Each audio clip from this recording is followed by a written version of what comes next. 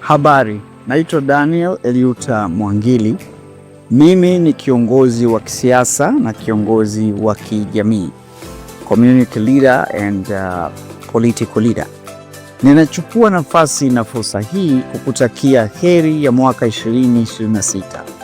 Ninaamini ya kwamba mwaka unaoisha 2025 umekuwa mwaka muhimu kwako na kwa taifa pia. Yako matukio yaliyofanyika ambayo yameweka alama katika maisha yako na matukio ambayo hutoyasahau.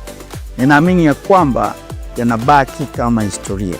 Tunapoingia mwaka 2026, wewe ndiye mwandishi wa historia mpya ya mwaka huo.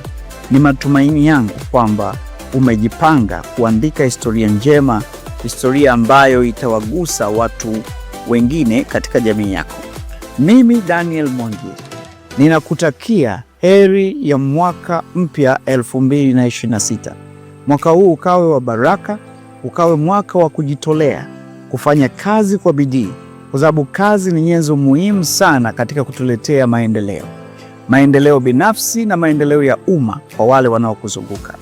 Nikutakie mwaka wenye mafanikio, mwaka ambao utakuwa sababu ya wewe kufurahi, na wewe utafurahi kuwa sehemu ya dunia hii kwa sababu ya yale makubwa unayokwenda kuyafanya. Happy New Year. Mungu awe nao. Asante.